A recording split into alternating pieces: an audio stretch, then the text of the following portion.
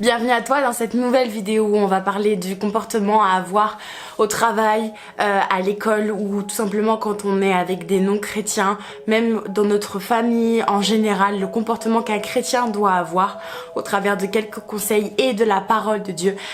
J'espère que cette vidéo pourra t'édifier et te fortifier et te montrer la vérité de Christ.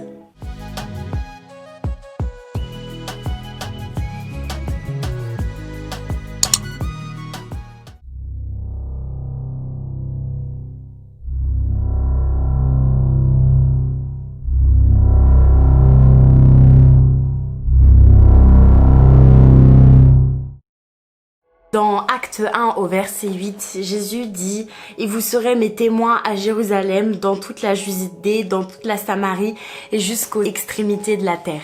Vous serez mes témoins, autrement dit, pour la France, vous serez mes témoins pour la Belgique, vous serez mes témoins pour la Suisse, pour le Canada, pour l'Afrique, pour l'Amérique du Nord, l'Amérique du Sud, pour la Russie, peu importe.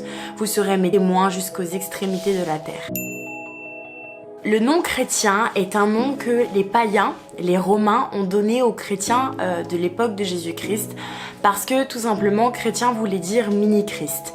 Dans leur comportement, dans leur amour pour le Seigneur, dans le fait de faire des miracles, le fait de prêcher la parole, dans comment ils étaient physiquement, leur aspect physique, leur mentalité, ces apôtres, ces disciples, que ce soit les 12 apôtres ou les autres, étaient appelés chrétiens parce que ils ressemblaient, ils étaient des imitateurs de Christ. D'ailleurs, l'apôtre Paul nous dira « Soyez mes imitateurs comme je le suis moi-même de Christ ». Donc finalement, le mot chrétien est un nom donné par les païens pour désigner des personnes qui suivaient Jésus-Christ parce qu'ils portaient les fruits que Jésus-Christ portait. Quand on est chrétien et qu'on accepte Jésus-Christ, on accepte de se revêtir d'une identité, mais surtout d'un sorte de fardeau qui est que partout où on va, on doit faire ressortir les fruits qui caractérisaient le caractère de Jésus-Christ. Donc l'amour, la compassion, la passion pour Dieu, l'encouragement, l'avocat, le consolateur, ces choses-là qui définissent un petit peu qui est Dieu, comment Dieu nous demande d'agir. On en parle énormément avec les lettres de Paul, mais rien qu'à voir par exemple la vie de Jésus-Christ, on voit comment Jésus-Christ agissait partout où il allait, les fruits qu'il déposait c'était des fruits de paix. Et nous, en tant que chrétiens, il est temps qu'on se lève et qu'on dise clairement, qu'on montre clairement le chemin, la vérité et la vie pour aller à la vie éternelle auprès de Dieu. Cela passe par Christ. Et trop souvent, on est face à des chrétiens où on ne sait même pas qu'ils sont chrétiens, qu'ils ont une vie avec le Seigneur, qu'ils ont une foi, parce qu'on ne voit rien au travers de leurs fruits, on ne voit rien transparaître au travers de leur caractère. Comment reconnaître par exemple un chrétien? Vous pouvez le reconnaître à sa bonne humeur, vous pouvez le reconnaître à la manière dont il a à gérer les problèmes. Vous pouvez le reconnaître toujours irréprochable dans son travail, ne jamais tricher, ne jamais mentir. Ce genre de choses, ce sont des choses qu'on doit appliquer en tant qu'étudiant, en tant que travailleur, en tant que membre d'une famille ou membre des amitiés, peu importe. Et très souvent, on retrouve le genre de comportement qui est de « je suis avec des païens, je suis avec des non-chrétiens », que ce soit des musulmans, que ce soit des juifs, que ce soit de quelques religions, que ce soit ou alors des athées. Et je suis avec eux, donc je peux mettre un petit peu plus de mou dans ma foi, je peux un peu plus me dévergonder, me lâcher parce que j'aurai pas cette pression entre guillemets sociale sur le fait que je suis avec des chrétiens, donc je dois bien me comporter. Cela s'appelle de la duplicité, c'est-à-dire que vous jouez un rôle dans le sens, vous êtes ce qu'on appelle un petit peu des chrétiens du dimanche où quand on est avec des chrétiens ou quand on est à l'église, quand on est un petit peu avec la pression du pasteur, et ben là on se comporte super bien, on est là, on prêche la parole, on parle de la parole de Dieu. Mais quand on se retrouve avec des personnes qui n'ont aucune idée de qui est Jésus-Christ, là c'est vraiment un petit peu la double face qui se manifeste et ça s'appelle de la duplicité, c'est condamné par Dieu, on joue un jeu et vraiment en fait finalement vous n'avez pas vraiment rencontré Jésus-Christ quand vous êtes dans cette situation-là. Il est important de comprendre qu'en tant que chrétien, oui, nous avons la prière, oui, nous avons vraiment le Saint-Esprit qui nous accompagne au quotidien, mais nous devons être des leaders dans ce qu'on fait. On doit être des gens passionnés, même si parfois le travail est dur, l'école est dure, même si parfois peut-être des tâches vous seront données et ces tâches seront compliquées, vous devez toujours montrer de la motivation, vous devez toujours montrer que vous êtes zélé pour cette œuvre, parce que même la parole de Dieu nous dit que celui qui fait quelque chose sans conviction ou avec négligence est contre Dieu finalement. Il est important de montrer l'exemple et justement c'est par ce genre de petites choses qu'on va vous dire mais pourquoi toi t'es toujours motivé, t'arrives toujours avec le sourire, quand il faut râler, tu râles jamais. Pourquoi? Qu'est-ce que c'est ton secret? Pourquoi t'es aussi positif? Pourquoi tu arrives autant à accepter cette situation? Et là, vous pourrez parler de Jésus-Christ, vous pourrez dire que vous avez totalement la paix et que votre motivation, c'est Dieu.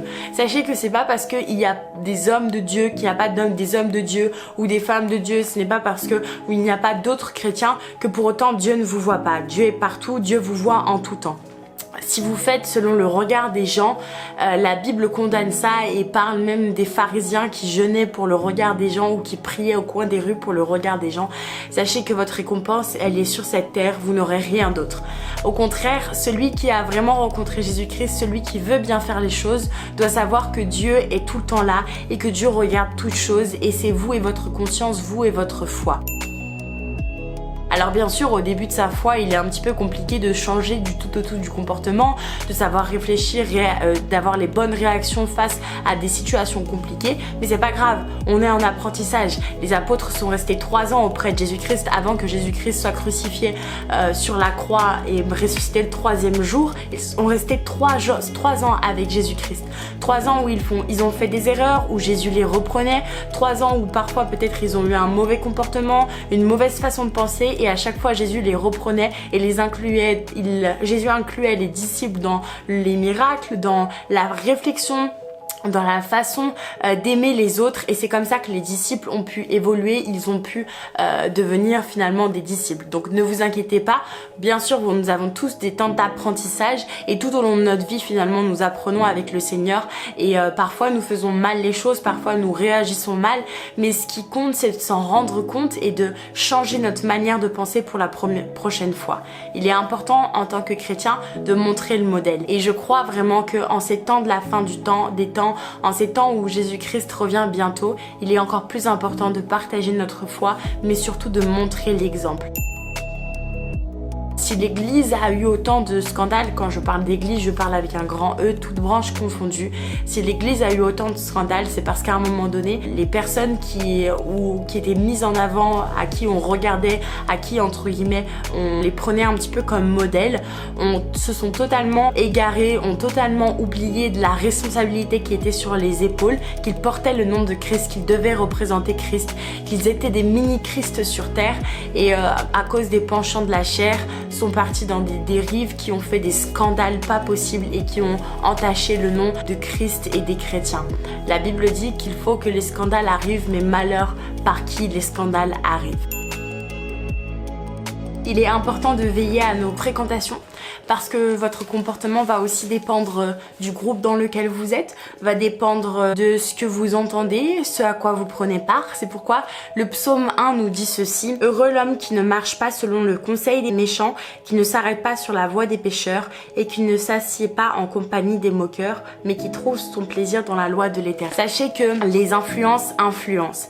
Ça veut dire que normalement c'est les chrétiens qui doivent influencer les autres, mais malheureusement parfois parce qu'on n'est pas encore bien assis dans sa foi ou pour quelque raison que ce soit, on rencontre des personnes et on se met à imiter le comportement de ces personnes qui n'ont pas Christ. Cela ne doit pas arriver.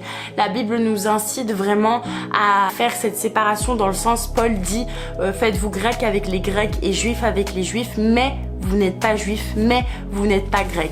Ça veut dire que vous pouvez les approcher, essayer de parler avec eux pour justement partager votre foi, les évangéliser, mais vous n'êtes pas grec, vous vous n'êtes pas juif, vous n'êtes pas comme eux, vous avez Christ. Bien sûr, nous ne sommes pas tous appelés à être des évangélistes, par contre nous sommes tous appelés à évangéliser, nous sommes tous appelés à partager la parole de Dieu, nous sommes tous appelés à être des disciples de Christ qui partagent avec leur prochain. Quand la Bible parle du prochain, c'est tout simplement celui que tu rencontres. Ça veut dire que tu peux le rencontrer dans la rue, tu peux le rencontrer au travail, tu peux le rencontrer à l'école, tu peux le rencontrer de partout. Chrétiens, faites la différence.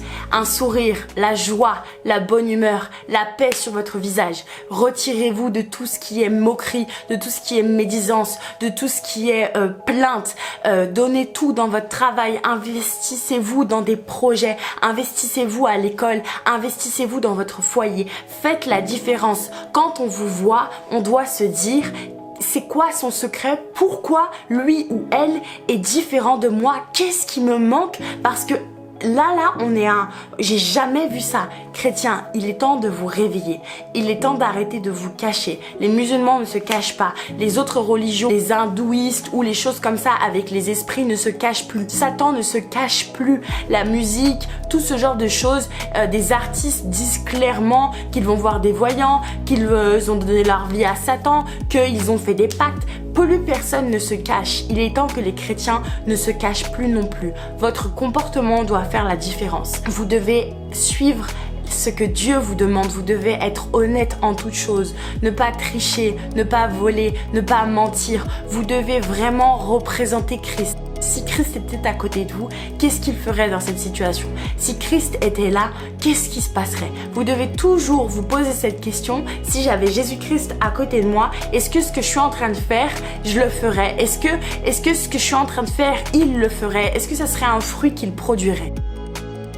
Seigneur Père, merci Seigneur mon Dieu mon roi pour chaque âme qui regarde cette vidéo. Seigneur, je prie Seigneur mon Dieu mon roi au nom de Jésus-Christ Seigneur que maintenant il y ait une révélation Seigneur et un changement de comportement Seigneur mon Dieu mon roi. Je prie maintenant que toute personne qui regarde cette vidéo Seigneur mon Dieu mon roi puisse être touchée par ta vérité Seigneur et à partir de maintenant produire du bon fruit Seigneur mon Dieu mon roi.